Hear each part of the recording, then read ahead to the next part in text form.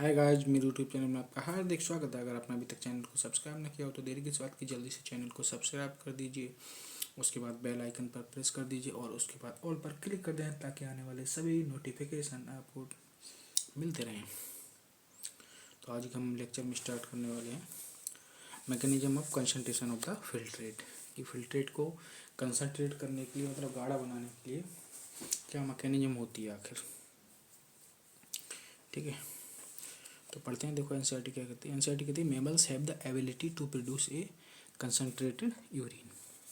स्तनधारी जो होते हैं वो एक योग्यता, एबिलिटी रखते हैं क्या करने की, टू प्रोड्यूस, उत्पन्न करने की, क्या, एक गाढ़ी पेशाब, गाढ़ा मूत्र। ठीक है। द हेलनीज, द हेलनी loop and vasa रेक्टा play a significant role in this. और इस काम में हेलनी लूप और बासा रेक्टा दोनों मिलकर के एक सिग्निफिकेंट रोल, एक महत्वपूर्ण भूमिका निभाते हैं। ठीक।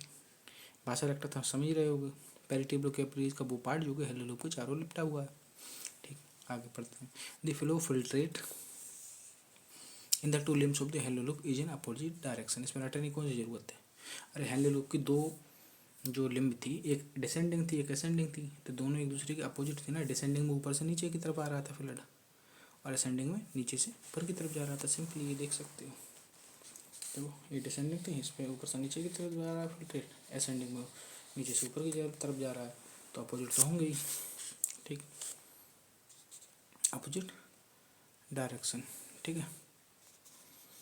एंड दस फॉर्म्स, और इस प्रकार बनाती है क्या, एक काउंटर करंट। एक काउंटर करंट बनाती है। काउंटर करंट का मतलब होता है, काउंटर मीन्स होता है अपोजिट।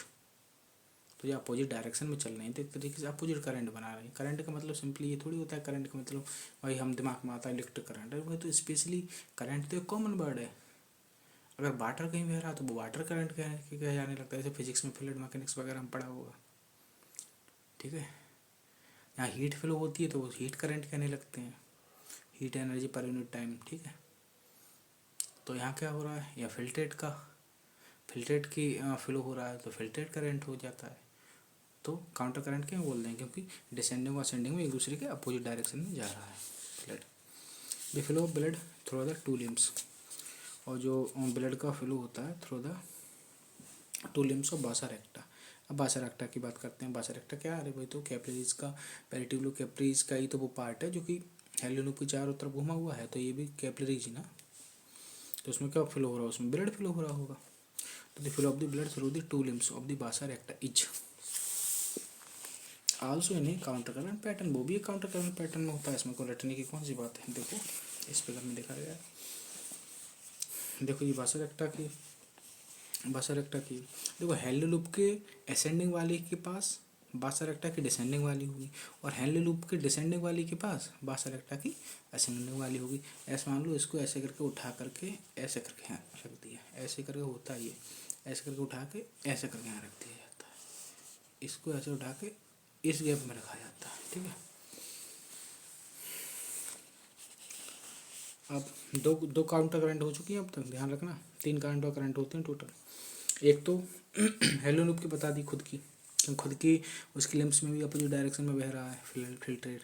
और एक काउंटर करंट हो गई बासा रेक्टा की, उसमें ब्लड हो रहा है फ्लो अपोजिट डायरेक्शन में। दो काउंटर करंट हो चुकी है अब तक, आप देखना। The proximity between the Henle loop, the proximity मतलब पास होना, between the Henle loop and vasa recta as well as the counter current in them help in maintaining and increasing osmolality towards the inner medullary interstitium that is from 300 milliosmole per litre से in the cortex to the about लगभग 1200 milliosmole per litre in the inner medulla.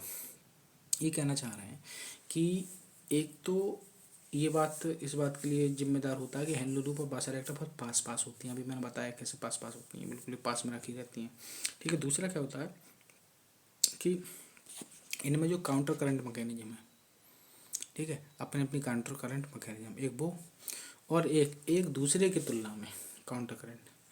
जैसे एक दूसरे की तुलना वाली बताऊँ, जैसे मान लो ये वाली है डिसेंडिंग, मान कर ये वाली डिसेंडिंग है बासा रेक्टा का। ठीक है, डिसेंडिंग।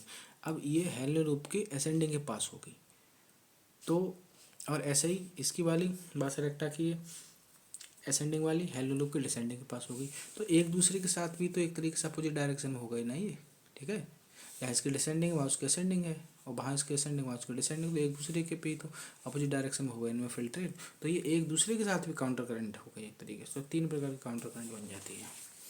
तो वही कह रहा है इनकी भी जो काउंटर करंट है और उनका पास में होना, ये इस बात के लिए जिम्मेदार होते हैं जो कि कॉर्टेक्स से लेकर के और मेडुला तक जो है इनर मेडुलरी इंटरस्टिशियम का जो मेडुला में फ्लड होता है उसकी कंसंट्रेशन जो 300 मिलीओस्मोल से लगभग 1200 मिलीओस्मोल कर देते हैं। देखो ये कॉर्टेक्स ऊपर का पार्ट 300 मिलीओस्मोल पर लीटर से 600 हुआ, फिर 900, फिर लास्ट में 1200 मिलीओस्मोल पर लीटर लिख दिया। थ्योरी में लगभग 1200 बोला है, ठीक है, ठीक, अबाउट 1200 मिलीओस्मोल पर litre in the inner medulla, ठीक है। अब देखो असोसिएशन देखो कहाँ बन सकते हैं, द फ्लो फिल्ट्रेट। देखो यहाँ एक असोसिएशन बन सकता है, ये कह रहा है the flow filtrate in the two limbs of the Henle loop is in opposite direction में होता है एंड दस फॉर्म से काउंटर करंट, ठीक है। एक क्रम से रीजन और असोसिएशन लिखे हुए हैं, क्योंकि काउंटर करंट बनाते हैं, रीजन पूछा जा सकता है क्यों, क्योंकि फ्लो क्या है अपोजिट डायरेक्शन में, इसलिए काउंटर करंट बनाते हैं, यहाँ से असोसिएशन बन सकता है, ठीक, ठीक, यहाँ से बनेगा असोसिएशन। और चलो यहाँ तक पढ़ लिया, ठीक है, आगे देखते हैं।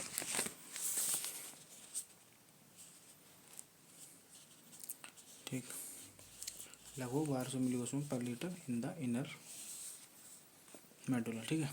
दिस ग्रेडियंट इज मैनली, ये ग्रेडियंट जो होता है इज मैनली होता है कॉज्ड बाई NaCl ना यूरिया। ये पूछा जाता है ये ग्रेडियंट किसकी वजह से बनता है, तो अक्सर हमारे दिमाग में आता है NaCl के द्वारा, नहीं, यूरिया का भी कंट्रीब्यूशन होता है, ठीक है। अभी देखेंगे समझेंगे कैसे, तो ध्यान रखना ये ग्रेडियंट जो बनता है 300-1200 मिलीओस्मोल में लगभग 4 गुना का अंतर है ना, ये ग्रेडियंट क्यों बना है NaCl और यूरिया की वजह से। NaCl इज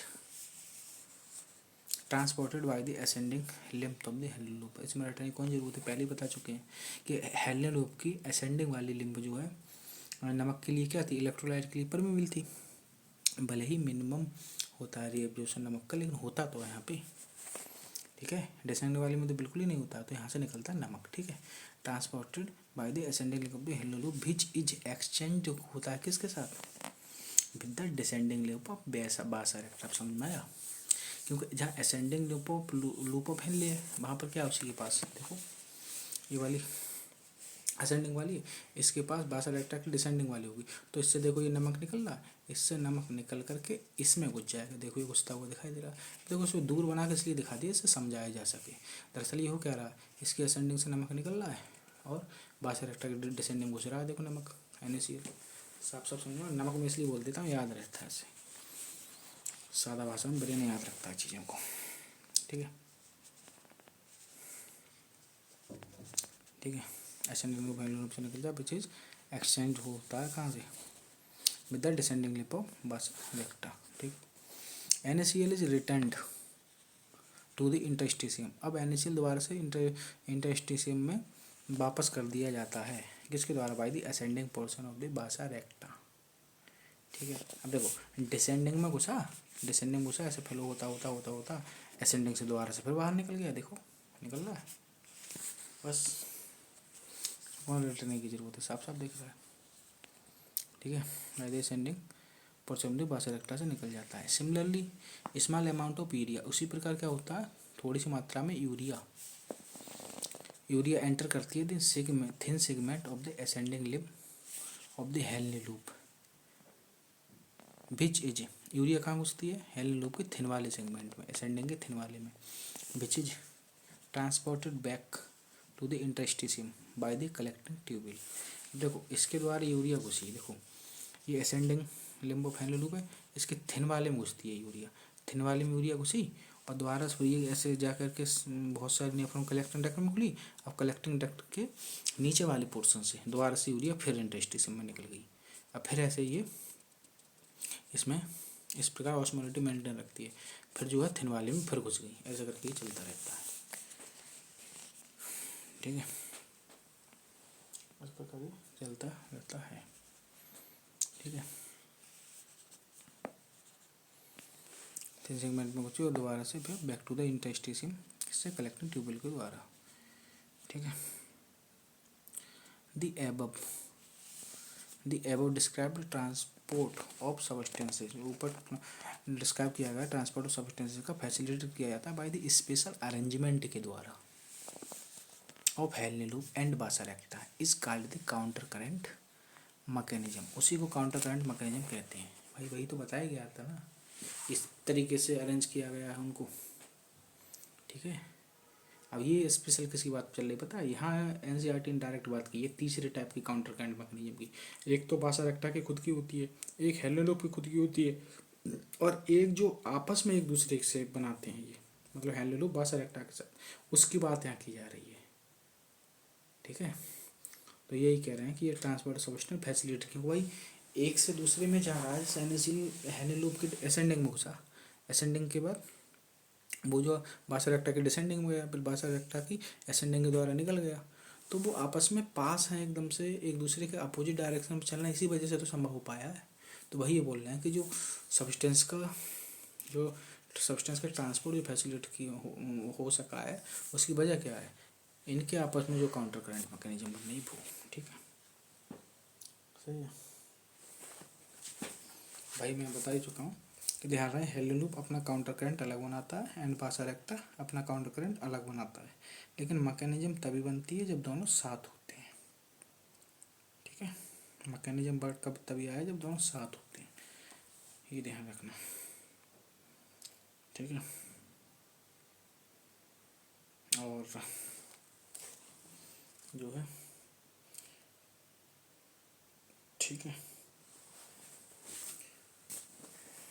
बाकी यहाँ तक ये हो गया। ठीक है, this mechanism helps to maintain a concentration gradient, ये मैकेनिज्म जो हेल्प सहायता करती है टू मेंटेन करने के लिए कंसंट्रेशन ग्रेडियंट, किसमें, इन द मेडुलरी इंटरस्टिशियम में। ठीक, मेडुलरी इंटरस्टिशियम में कंसंट्रेशन ग्रेडियंट बनाने में हेल्प करती है। ठीक है,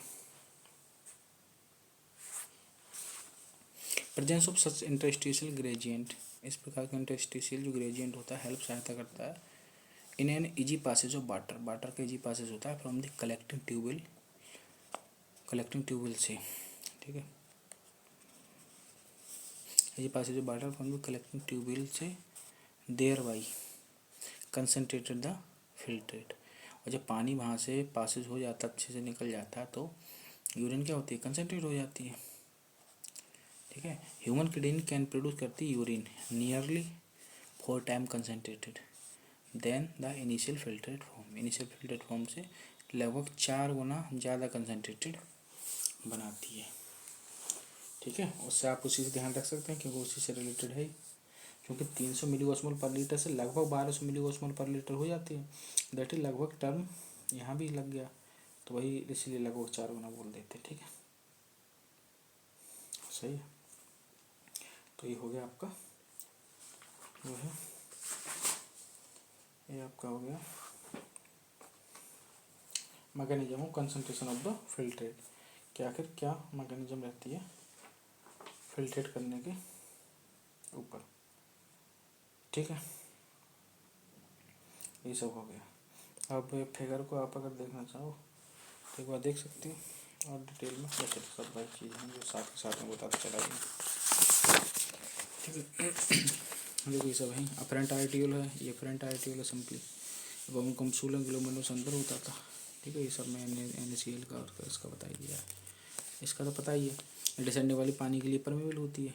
ठीक, तो पानी यहाँ से निकल रहा है। ठीक है, ये इलेक्ट्रोलाइट के लिए होता है, असेंडिंग वाली हेनले लूप, तो इससे पानी नहीं, वो NaCl निकल रहा है सिंपली। ठीक है, अब ये जो है, ठीक, ये वाली जो है, इससे जो बासर एक्टा से यहाँ पर ये इसमें जा रहा है पानी। ठीक है, क्योंकि वैसे भी कैपिलरीज वगैरह तो NaCl और वाटर दोनों के लिए परमेबल होती है, इसलिए वाटर के लिए परमेबल दिखाया जा रहा है। ठीक है, इसमें ज़्यादा दिमाग में लगा, ज़्यादातर से प्रेवल होते हैं। अब देखो ये तो 300, 600, 900, 1200 ये बासेरेक्टा दिखाई जा रहा है, ये नेफ्रॉन पूरा है। ठीक है, ये इनर मेडुला, ये आउटर मेडुला, ये कॉर्टेक्स है।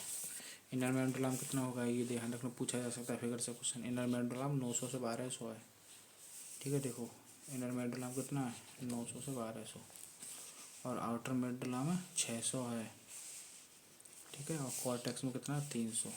ऐसे ध्यान रखना, 3 का पहाड़ा पर 3 दूनी 6, 3 3 9, 3 6 12, तो 3 एकम 3 जो 3 1 3 जो है वो कॉर्टेक्स में, 3 2 जा 6 वो है आउटर कॉर्टेक्स में, बाकी 3 3 जा और 3 4 जा तो 900 1200 ये दोनों ही इनर मेडुला में है।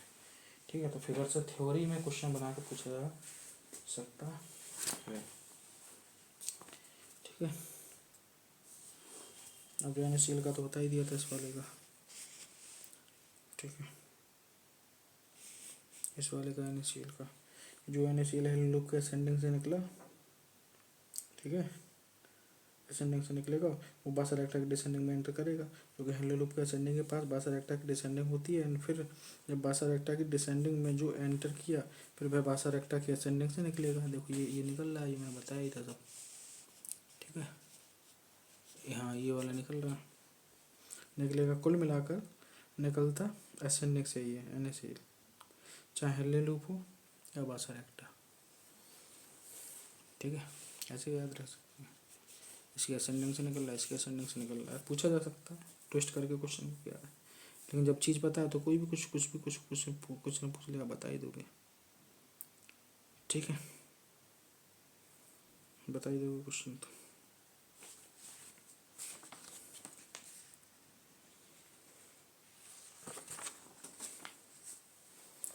बाकी जो है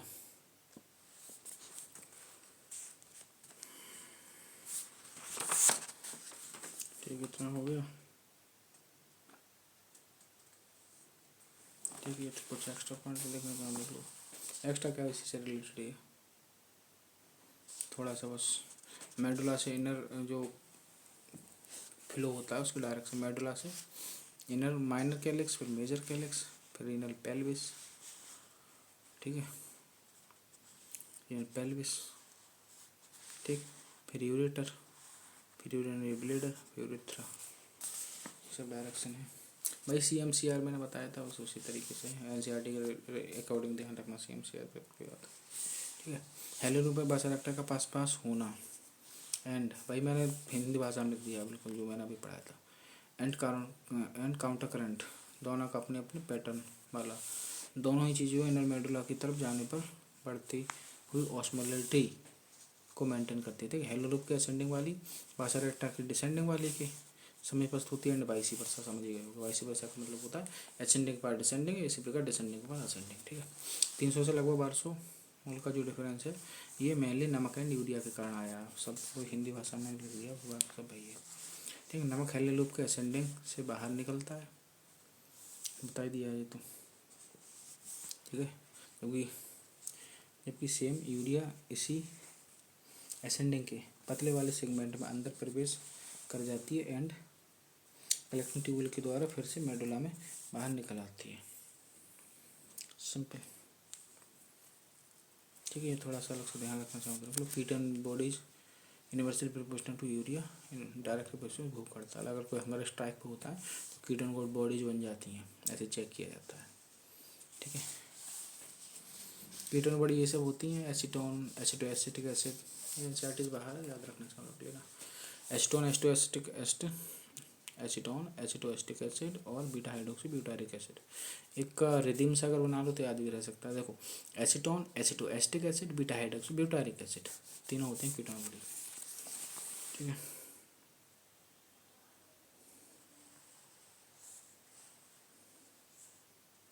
ठीक है, और पूरी नेफ्रॉन में मैक्सिमम रीअब्जॉर्प्शन पूछा था PCT में ही होता है। ठीक है, अंडरस्टैंड होना चाहिए इलेक्ट्रोलाइट की रीअब्जॉर्प्शन की बात चल रही है। ठीक है, बाकी का जो है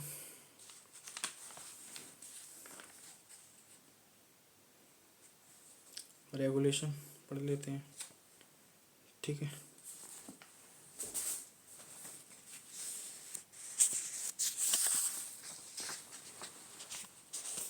रेगुलेशन ऑफ किडनी फंक्शन, मतलब जो ड्रग जो कार्य करते हैं जिनका फंक्शन होता है और उसका क्या रेगुलेशन होता है।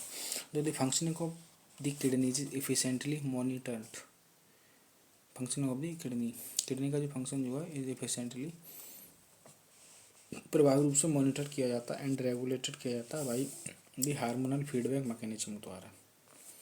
हार्मोनल फीडबैक मैकेनिज्म का मतलब मोटा मोटा ऐसे मान के चलो, जैसे किसी ने ऑर्डर दिया कि हार्मोन निकाले जाए, अब हार्मोन पर्याप्त निकल गए तो फिर वहाँ से आवाज़ दी जाती है कि भाई पर्याप्त निकल गए, अब भाई ऑर्डर देना छोड़ दो, जितना निकालना था काम जो होना था वो काम हो गया।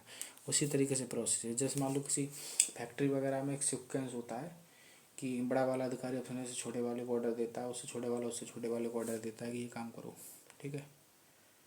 फिर सबसे लास्ट में जो काम के लिए जो चीज़ पहुंच रही है वो जाने लगी, जो काम पूरा हो गया तो फीडबैक का मतलब हम फिर उल्टा जो छोटे कर्मचारी होते हैं वो बड़े कर्मचारियों से बोलना शुरू करते हैं कि भाई उधर जो बड़े सेंटर पे जहाँ से ये इन्फॉर्मेशन आ रही है वहाँ मना कर दिया जाए कि अब कंप्लीट काम हो गया। बस उसी को नाम दे दिया था फीडबैक, कि उल्टा मतलब बता रहे हैं, ठीक है।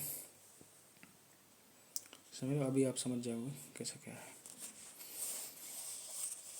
ठीक है। मैकेनिज्म इन्वॉल्विंग हाइपोथैलेमस, हाइपोथैलेमस इसमें इन्वॉल्व होता है, ठीक है। हाइपोथैलेमस जो फोरब्रेन का पार्ट होता है, हाइपोथैलेमस इन्वॉल्व होता है। जेजी जेस्टाग्लोमेरुलर अपैरेटस यूज होता है, ठीक है। जेस्टाग्लोमेरुलर अपैरेटस बताया गया था ना किस किस मिलकर बना है, ठीक है। And to a certain extend the heart, और कुछ हद तक हार्ट भी इसमें इन्वॉल्व होता है, ठीक है। तीन चीज़ें हुई, हाइपोथैलेमस, जेजी और हार्ट, कुछ हद तक heart. Osmoreceptor in the body are activated by change in the blood volume, अगर ब्लड वॉल्यूम में कोई चेंज होता है, ठीक है, कम हुआ ज़्यादा हुआ तो ऑस्मोरिसेप्टर जो है एक्टिवेट हो जाते हैं। बॉडी फ्लड, ब्लड वॉल्यूम से ही नहीं, बॉडी फ्लड वॉल्यूम भी अगर गड़बड़ हो जाता है कम ज़्यादा तब भी ऑस्मोरिसेप्टर एक्टिवेट हो जाते हैं। तीसरा आयनिक कंसंट्रेशन गड़बड़ हो जाता है तब भी। And excessive loss of the flood from the body can activate, अब कैसे भी करके अगर फ्लड का लॉस हो जाता है बहुत ज़्यादा तो वो एक्टिवेट कर देता है दीज रिसेप्टर को, विच स्टिमुलेट करता है द हाइपोथैलेमस। अब जैसे ही लॉस ऑफ फ्लड हो गया बहुत ज़्यादा तो उसने एक्टिवेट किया दीज रिसेप्टर को, अब उन रिसेप्टर ने स्टिमुलेट इन्फॉर्मेशन कहाँ पहुँचाई, हाइपोथैलेमस के पास। अब हाइपोथैलेमस ने हाइपोथैलेमस के लिए इन्फॉर्मेशन पहुँचाई कि to release anti diuretic hormone के भाई एडीएच निकालो, क्योंकि एडीएच क्या करता है पानी को खींचेगा कि भाई पानी का बहुत ज़्यादा लॉस हो रहा है, पानी को निकालो, पानी को निकालो, पानी को बचाने की ज़रूरत है भाई, पानी का लॉस बहुत ज़्यादा होता है तो एडीएच निकलेगा, एंटी डायरेटिक हार्मोन, जिसका दूसरा नाम वैसोप्रेसिन भी होता है, ठीक है।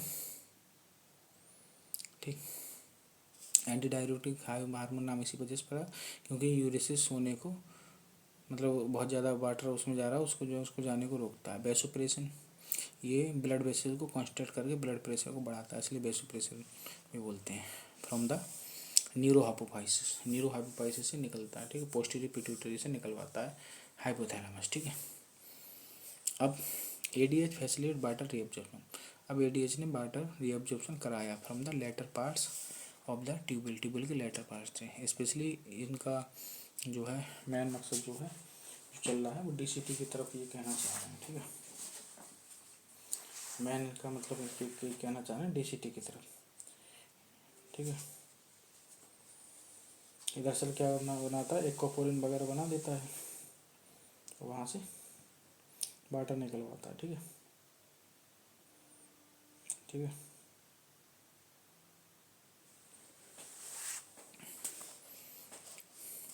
ADH facility water reabsorption from the latter part of the renal tube thereby preventing diuresis, इस प्रकार डायूरेसिस जो पेशाब ज़्यादा मतलब उसमें फिल्ट्रेट ज़्यादा जा रहा था, डाइल्यूट यूरिन बन रही थी, उसको बनने से रोक लेता है, वाटर खींच लेता है, ठीक है।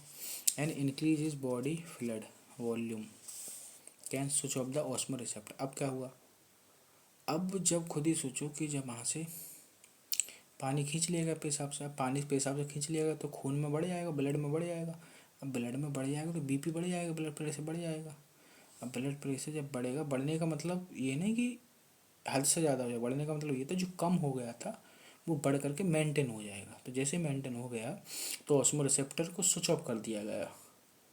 ऑस्मो रिसेप्टर जब स्विच ऑफ हो गए इसका मतलब है कि अब हाइपोथैलेमस पे इन्फॉर्मेशन नहीं पहुंचेगी कि भाई जो है एडीएच निकलवाओ, ठीक है, एडीएच निकलवाओ पोस्टीरियर पिट्यूटरी न्यूरो हाइपोफाइसिस से।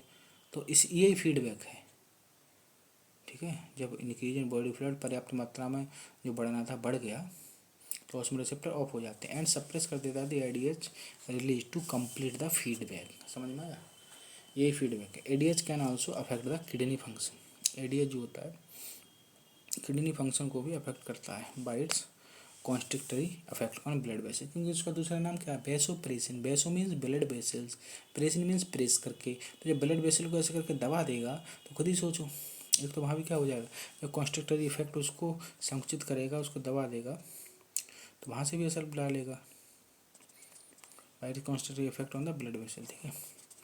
This cause increase in BP. Simple सी बात है यार, कोई नली है, नली को एकदम से दबा देगा अगर कोई, तो ब्लड प्रेशर नहीं बढ़ जाएगा, तो बीपी बढ़ जाता है, तो ऐसे बीपी बढ़ा देता है।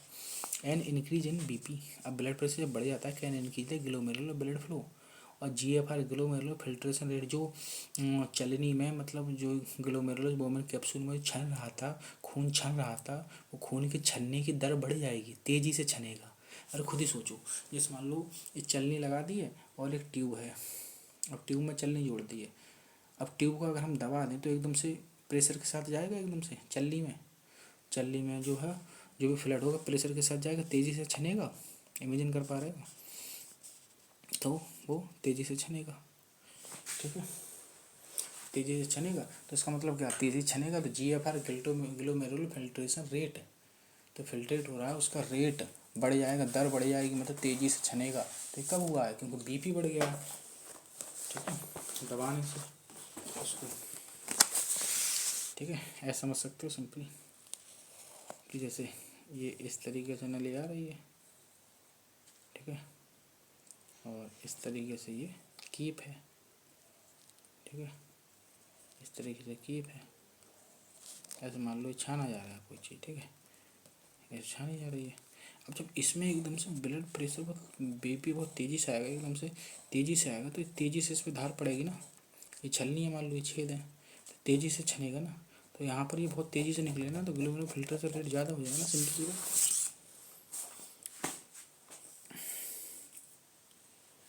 ठीक है।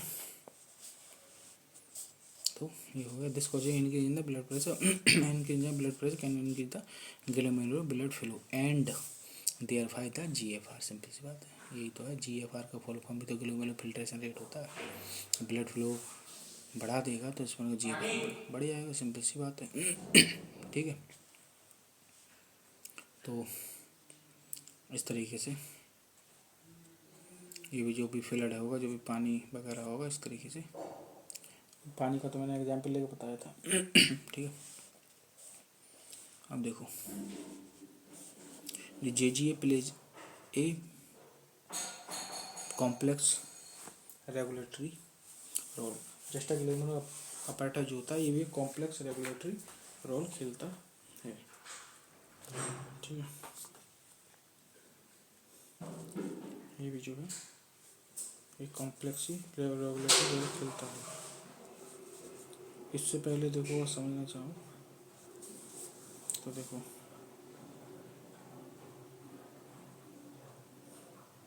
जो हाइपोथैलेमस खुद क्या कराता है ये पूछा जाए तो, हाइपोथैलेमस खुद क्या कराता है ये पूछा जाए तो ये पॉजिटिव फीडबैक मैकेनिज्म करा रहा है, क्योंकि ये तो निकलवा रहा है ना,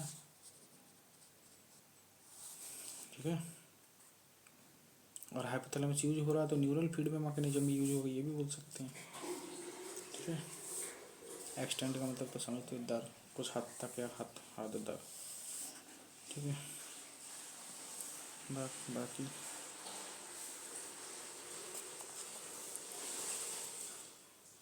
ठीक है। और एडीएच भी क्या करा रहा है, इस प्रकार बीपी भी बढ़ा रहा है और इस प्रकार ये, ठीक है। मैं तो कह रहा can also affect the kidney function by the constructive effect on blood basis, तो हाँ यहाँ भी ये बीपी बढ़ा रहा है, कॉन्स्ट्रक्टिव इफेक्ट बढ़ा करके एडीएच भी बीपी बढ़ा रहा है, ठीक है, बता ही दिया अभी। वैसे भी बेसोप्रेशन नाम से भी देख सकते हैं उसका, और जीएफआरएस से बढ़ जाता है, सिंपल सी बात है। तो ये सब समझ सकते हो, ठीक है, काफ़ी समझा दिया। और एक और देख लो,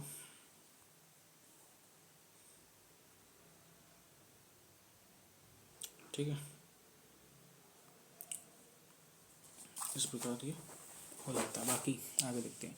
जे juxtaglomerular apparatus plays a complex regulatory role, ये file in the glomerular blood flow या ग्लोमेरुलर ब्लड प्रेशर या फिर GFR, कुछ भी कह सकते हैं, ठीक है। अरे ब्लड प्रेशर कम होगा तो, अरे सिंपल सी बात है भाई, अगर ज़्यादा तेज़ी से नहीं आ रहा होगा छनने के लिए चल्ली में, तो ज़्यादा तेज़ी से छनेगा नहीं। तो अगर ग्लोमेरुलर ब्लड प्रेशर कम हो जाए या GFR कम हो जाए या फिर ब्लड फ्लो कम हो जाए, तो ये सब होकर के क्या एक्टिवेट करता है जे सेल्स को, जस्टा ग्लोमेरुलर सेल को एक्टिवेट किया जाता है। अभी दूसरी मैकेनिज्म चल रही है। देखो एक तरीके से तो ये तो अभी तक हमने देखी ADH के द्वारा देखी, ठीक है, ADH के द्वारा। दूसरी अब देखने जा रहे हैं कि कैसे जे सेल से कैसे होता है। तो जे सेल को एक्टिवेट हुआ, जे सेल एक्टिवेट होकर क्या करेंगे, J cell to release renin, वो रेनिन हार्मोन निकालेंगे विच कन्वर्ट्स कर देगा एंजियोटेंसिनोजन इन ब्लड। ब्लड में एंजियोटेंसिनोजन होता है, उसको ब्लड में कन्वर्ट कर देगा किसमें, एंजियोटेंसिन फर्स्ट में, एंजियोटेंसिन फर्स्ट में कन्वर्ट कर देगा।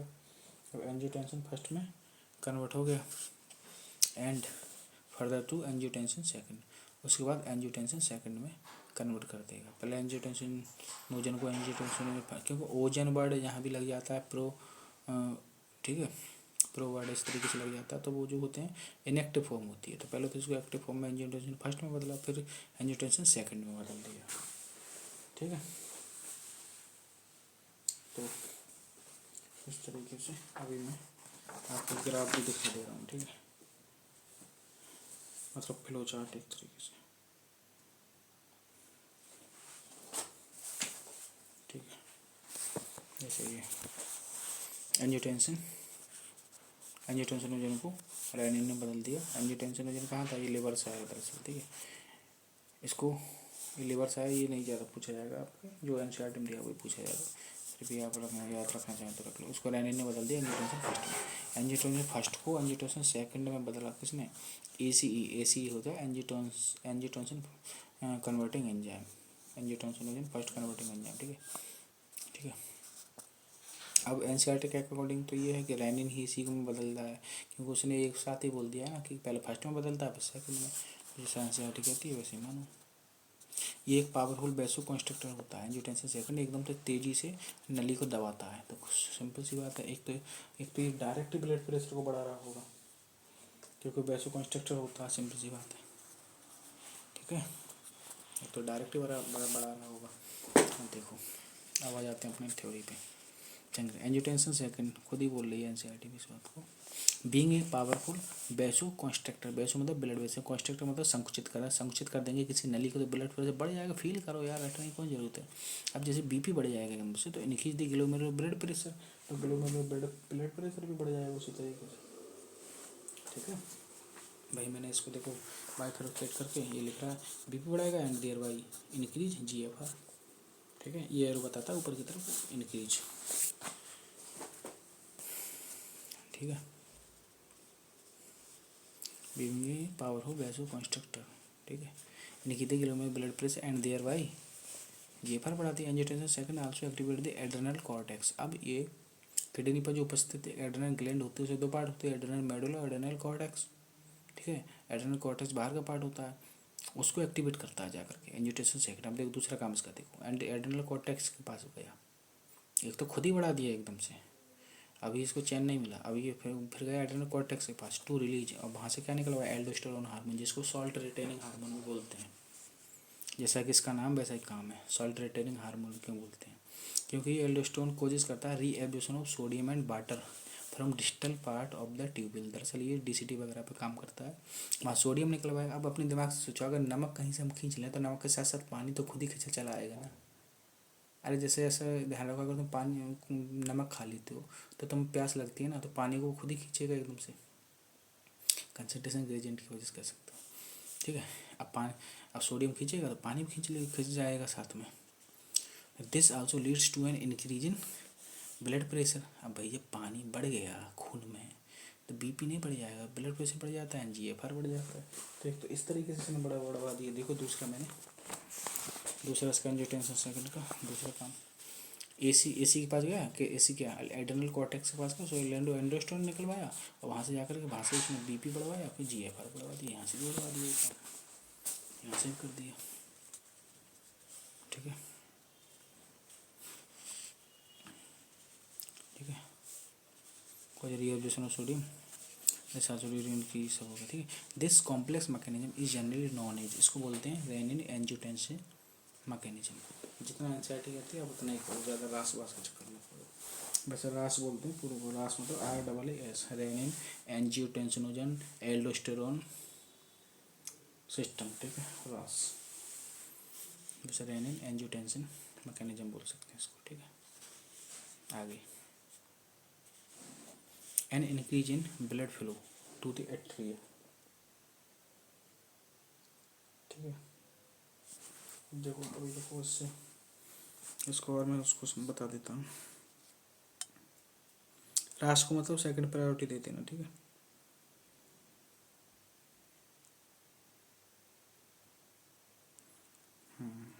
रास को सेकंड प्रायोरिटी दे सकते हैं, वैसे ऐसे फंसाएगा नहीं कि दोनों नाम दे दें, एंजियोटेंसिन मैकेनिज्म या फिर रेनिन एंजियोटेंसिन एल्डोस्टेरोन सिस्टम, दोनों का नाम नहीं देगा। ठीक है, चलो ठीक है, आगे देखते हैं। An increase in blood flow to the atria. अब क्या होता है, अब अगर हद से ज़्यादा जैसे बीपी बढ़ा, जीएफआर बढ़ा, अब बीपी इतना ज़्यादा अगर बढ़ गया कि भाई हार्ट में चार जो होते हैं, दो ऑरिकल होते हैं, दो वेंट्रिकल होते हैं। ठीक है, तो उनमें से क्या होता है, जब ब्लड फ्लो ज़्यादा बढ़ जाता है, blood flow to the atria of the heart, तो हार्ट के एट्रिया में भी एकदम तेज़ी से जाएगा ब्लड। तो वो क्या करता है भाई, वो क्या करता है, can cause the release of atrial natriuretic factor निकालता है, ANF शॉर्ट में बोलते हैं। ठीक है, वो ANF निकालता है। ठीक है, किससे निकलता है, एट्रिया की बाल से, दीवार से। NF can causes vasodilation. अब NF क्या करता है, जस्ट उल्टा काम, क्योंकि भाई वो कहता है इतना ज़्यादा यार बीपी बढ़ा दिया, वजह से सोचो कोई नली है, नली में एकदम खूब प्रेशर से बह रहा है कोई फ्लड। ठीक है, अब उसका हम कैसे भी करके अगर डायमीटर बढ़ा दें, मतलब उसका जो है गुहा को, उसके ल्यूमेन को, कैविटी को उसको चौड़ा कर दें, तो खुद ही सोचो कि अगर उतना ही पानी, उतना ही पानी अगर हम एक पतली सी नली में बहाएं और उतना ही एक बड़ी सी बहाएं, तो एक बड़ी में बहाएंगे तो प्रेशर उतना ज़्यादा थोड़ी बहेगा कोई या उसी को हमने बड़ा कर दिया। जैसे मान लो नली रबड़ की तरह हो, अब उसका हम डायमीटर को, उसकी हम कैविटी को, उसकी गुहा को बड़ा कर दें, तो वही ये करता है वेसोडाइलेशन। ये दबाएगा नहीं, ये फैला देगा उसकी कैविटी को। तो NF कैन कॉजेज वेसोडाइलेशन जब कराएगा तो dilation of the blood vessel जब हो जाएगा तो एंड देयर भाई उल्टा काम हो जाएगा, ब्लड प्रेशर कम हो जाएगा, decrease the BP. ANF mechanism therefore, इसीलिए ही अब यहाँ से सस्टेन बन सकता है, therefore act as a check on the renin angiotensin mechanism. इस प्रकार कह सकते हैं कि ANF मैकेनिज्म किस तरीके से काम करती है, उसके लिए बैरियर की तरह काम करती है, मतलब रोकती है रेनिन एंजियोटेंसिन मैकेनिज्म को। करेंगे रेनिन एंजियोटेंसिन मैकेनिज्म तो क्या कराता है कि अगर यूरिन वो डाइल्यूट जा रही है तो ये पानी बहुत ज़्यादा लॉस हो रहा है, तो पानी को खींचने का काम करेगा, बीपी वगैरह बढ़ा के, GFR वगैरह बढ़वा के।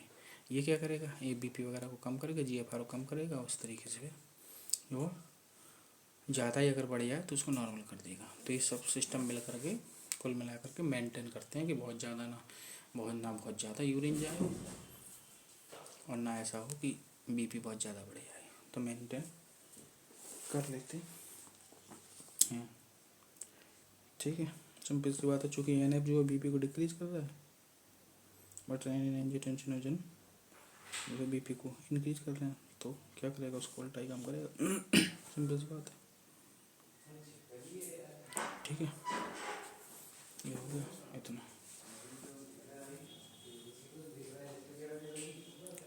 ठीक है, बाकी मिक्सचरेशन जो है अगले नेक्स्ट लेक्चर में देखते हैं। ठीक है, बाकी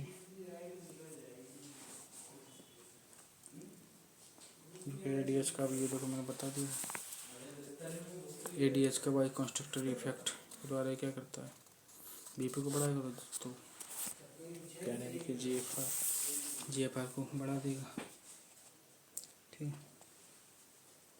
लेकिन जीएफआर के बारे में सीधे बात नहीं की है, तो आप जीएफआर के बारे में कोई बात मत करो। एएनएफ क्या करता है, बीपी बढ़ाता है, ऐसे ध्यान रखो, ठीक है। हल फिलहाल यहाँ पे, ठीक है।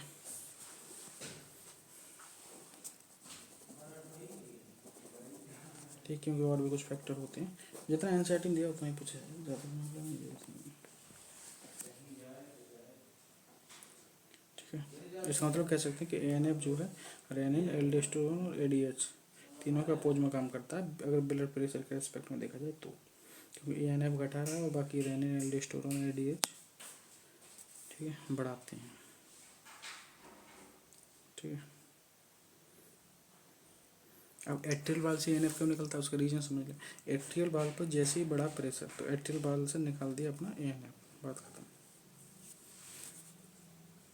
ठीक है। रिसेप्टर वगैरह होते हैं उसी हिसाब से होता है, उसमें और डिटेल में नहीं जाते हैं, ठीक है। बेस ऑपरेशन नाम की वजह से उसको बता दिया,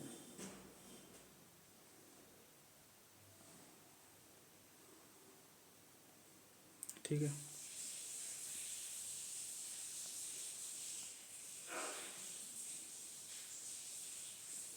ठीक है, बाकी ये सब जो है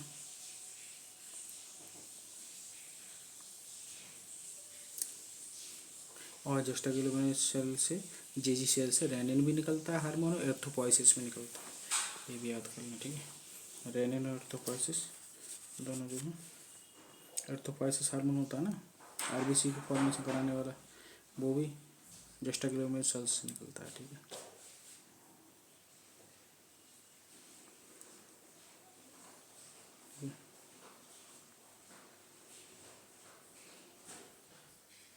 ठीक, बाकी जो है इतना हो गया, बाकी इसमें कोई खास ऐसा पॉइंट नहीं है, नोट्स बने हुए हैं उसमें जो बताने लायक कोई खास ऐसा पॉइंट नहीं है, ठीक है।